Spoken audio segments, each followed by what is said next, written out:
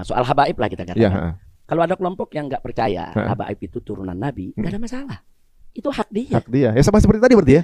Itu hak dia nggak percaya nggak apa-apa. Iya. Yang jadi masalah, Pak Ustadz Rizik Syihab pada suatu podcast yang menurut saya ini tidak fair dan sangat meremehkan persoalan polemik nasab ini. Assalamualaikum warahmatullahi wabarakatuh. Kali ini saya akan mereaction video dari Habib Rizik Syihab yang kemarin podcast bersama dengan Arie Untung. Arie Untung bertanya kepada Habib Rizik Syihab masalah polemik nasab. Habib Rizik Syihab menjawab, untuk masalah nasab, orang mau percaya atau tidak bahwa Habib itu keturunan Nabi. Itu tidak ada masalah. Yang jadi masalah, hal yang tidak pantas, dia berkata kepada habaib itu penipu ataupun pendusta dan lain-lain. Nah, di sini Rhoma Irama menanggapi podcast Habib Rizik bersama dengan Arie Untung. Isi podcast tersebut yang membahas masalah nasab. Itu tidak fair yang Habib Rizik Syihab meremehkan persoalan polemik nasab. Bagaimana isi podcast Habib Rizik Syihab bersama dengan Arie Untung untuk masalah nasab? Mari kita saksikan. Yang belakangan agak ramai dikit mungkin ya itu fitnah mengenai habaib misalnya. Itu kan medsos keluar gitu. Tapi Anda lihat antum menanggapinya dengan ringan gitu. Kalau tanggapan antum sendiri gimana? Kan sepertinya ada bahan-bahan untuk menggoreng isu itu atau mengolah isu itu gitu. Kalau antum memandangnya seperti apa? Jadi begini Mas Ari, kalau kita bicara soal nasab, ini kan bagian daripada ilmu yang memang di dalamnya tidak lepas dari ijtihad, ya kan? Dari catatan-catatan sejarah dan seterusnya, yang tentunya dalam ijtihad maupun dalam catatan sejarah ada perbedaan-perbedaan di antara ulama-ulama ahlinya. Soal habaib lah kita katakan. Kalau ada kelompok yang nggak percaya habaib itu turunan Nabi, nggak ada masalah. Itu hak dia. Hak dia. Ya sama seperti tadi berarti ya. Itu hak dia nggak percaya nggak apa-apa. Iya. Yang jadi masalah pada saat dia melontarkan hal-hal yang gak elok kepada para habaib. Habaib penipu, habaib pembohong, habaib ini penumpang gelap, habaib ini penjahat, habaib ini nasabnya palsu dan lain sebagainya. Dan itu dijadikan propaganda. Kampanye ini yang bikin gaduh. Kalau ada orang gak percaya habaib itu dan Nabi, kan hak dia. Iya. Sesimpel itu sebenarnya. Sebentar, Anda gak percaya, ya sudah. Selesai kan? Nah, ada lagi kelompok muhibbin yang percaya, itu hak dia juga dong. Ini soal percaya nggak percaya, soal trust, itu kan soal hati. Soal hati kan kita kembalikan kepada yang bersangkutan. Nggak bisa juga dong kita paksa orang yang nggak percaya, itu harus percaya turunan Nabi ada, nggak bisa. Dan itu nggak boleh. Nah, kita hanya menunjukkan bahwa Habib ini keturunan Nabi, ini loh silsilahnya, ini loh catatan sejarahnya, ini loh bukti-buktinya. Mau percaya silakan, nggak percaya nggak apa-apa. Seringan itu ya? Simpel kan? Dan dari dulu juga yang nggak percaya banyak kok, bukan sedikit. Banyak dari dulu yang nggak percaya, tapi nggak pernah ribut. Maksudnya udah bertahun-tahun. Dari dulu udah banyak kok. Katakan umpamanya sebagian saudara-saudara kita di Muhammadiyah, saudara-saudara kita di Muhammadiyah, dari dulu banyak yang mempertanyakan itu. Saudara-saudara kita dari golongan Al-Irsyad umpamanya, ya kan, sebagian dari dulu juga banyak yang mempertanyakan itu. No problem. Dia mau percaya, dia nggak percaya, hak dia. Dan dari dulu kan yang benci habaib juga banyak. Dari dulu mereka nggak percaya habaib keturunan Nabi juga ada, tapi nggak ribut. Kenapa nggak ribut? Karena mereka-mereka yang nggak percaya ini nggak melakukan propaganda, nggak melakukan fitnah. Lakum dinukum waliyadin lah ya? Sudah selesai. Jadi saya nggak percaya, ya selesai. Saya nggak mau panggil itu Nabi dengan panggilan Habib, saya mau panggil nama aja, itu hak dia. Saya mau panggil Ustadz aja, silakan. Jadi artinya sebetulnya persoalannya sederhana. Nah, antara percaya atau enggak aja gitu. Ya, ada orang nggak percaya, kemudian dia bikin tesis umpamanya untuk mengungkapkan secara ilmiah kalau habaib ini nggak meyakinkan keberadaannya, itu hak dia. Tapi kalau dalam tesisnya ada kemudian fitnah, hoax, kemudian ada cercaan, ada caci maki, itu bukan tesis ilmiah lagi namanya. Yang terjadi saat ini itu. Nah, jadi kalau ada kelompok yang nggak percaya, silakan. Saya bang paksa. Sesimpel itu sebenarnya. Contoh sekarang Mas Arie, bahwa Wali Songo itu adalah keturunan Nabi. Mas Arie percaya, hak Mas Arie kan? Mas Arie nggak percaya, hak Mas Arie juga kan? Terus apakah kalau Mas Arie nggak percaya langsung boleh kita tuding, kita maki-maki? Atau sebaliknya, kalau Mas Arie percaya, Mas Arie harus dicaki-maki, dituding-tuding? Enggak dong. Itu urusan percaya nggak percaya, jalan aja masing-masing.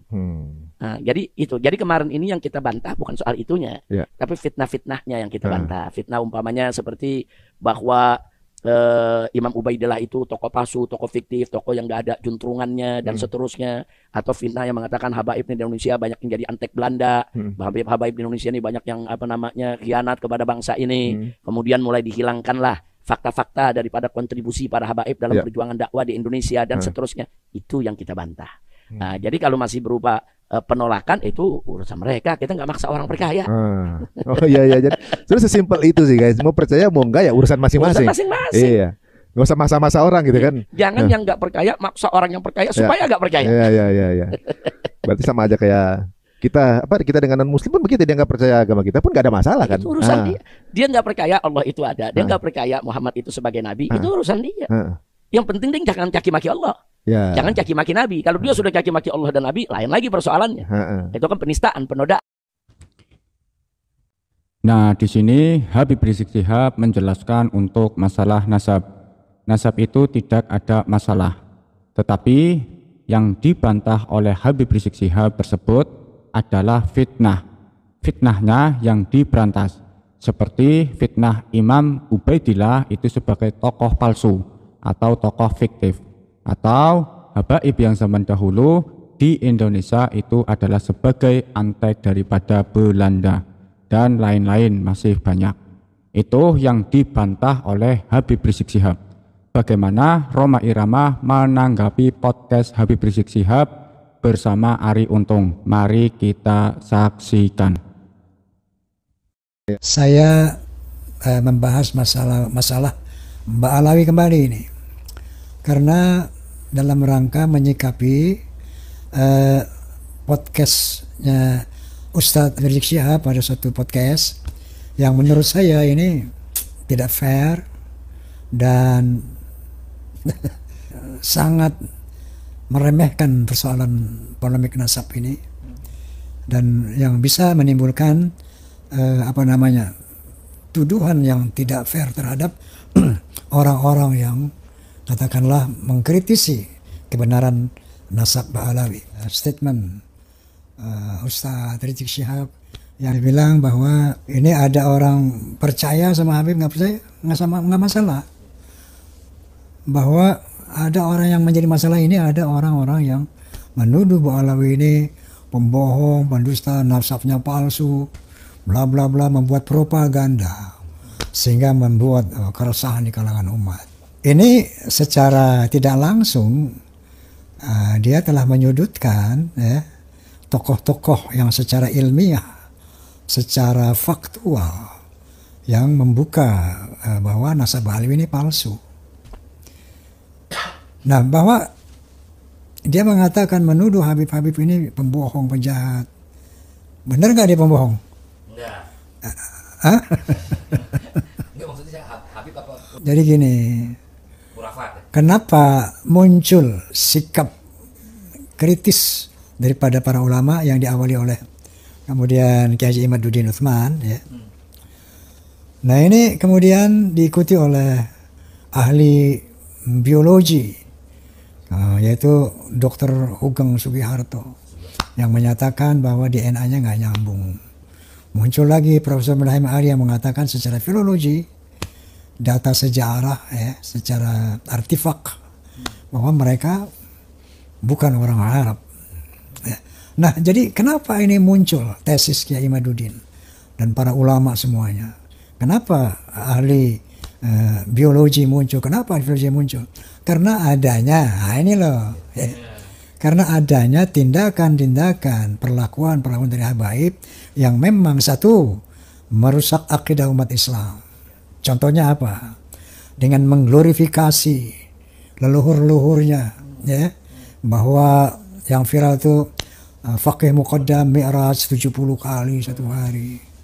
Kemudian ada yang bisa memadamkan api neraka, ada yang bisa menurunkan hujan susu, ada yang bisa menurunkan rantai emas. Ini khurafat-khurafat yang bisa merusak akidah umat. Satu, menyebarluaskan khurafat-khurafat ini. Tujuannya untuk membuat pendengar ini yang tidak menggunakan akal sehat akan begitu terpengaruh dan akhirnya tunduk patuh taat karena kehebatan leluhur mereka. Nah, sementara mereka tidak pernah mengagung-agungkan pada Rasulullah, bagaimana kehebatan para sahabat. Nggak ada itu.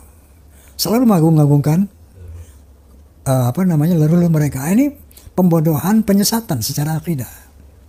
Satu, yang Rizik bilang biasa-biasa aja, mau percaya mau enggak.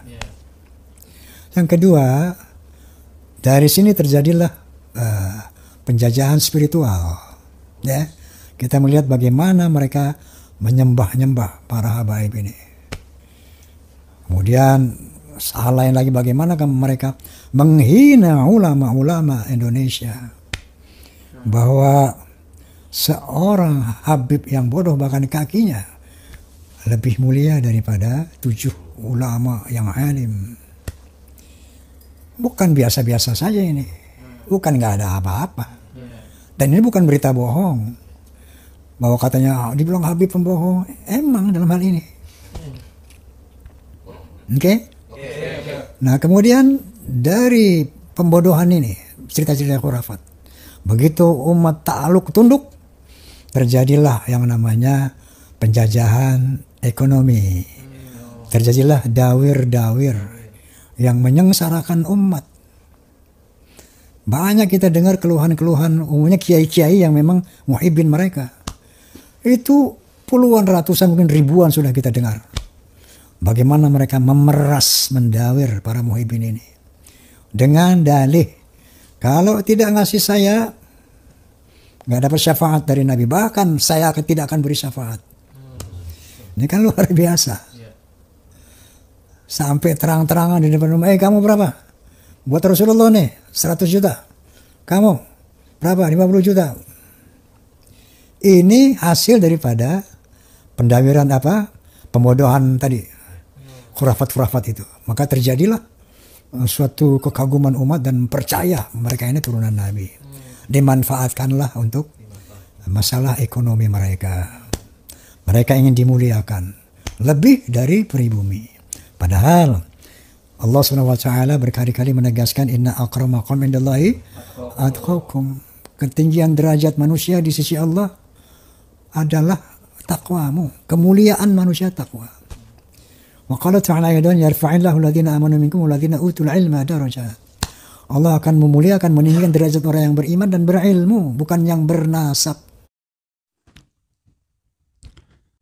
Alasan Rhoma Irama menanggapi podcast Habib Rizik Syihab bersama dengan Arie Untung.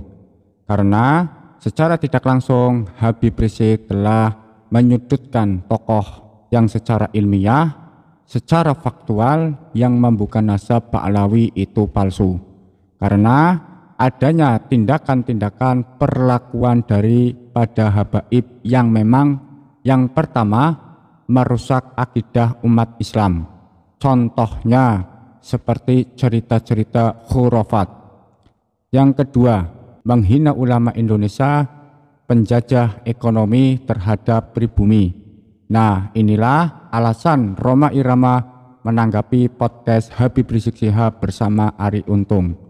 Maka dari itu, kami ingin menyaksikan HRS atau Habib Rizik Syihab bersama dengan Taufik Assegaf, bersama dengan Habib Bahar bin Smith, terus Bang Haji Rhoma Irama, Kiai Haji Imaduddin, dan Gus Abbas, supaya untuk bisa berdiskusi bareng masalah nasab, supaya tidak menjadi bola salju yang semakin membesar. Sekian dari saya, wabillahi taufik wal hidayah, wassalamualaikum warahmatullahi wabarakatuh.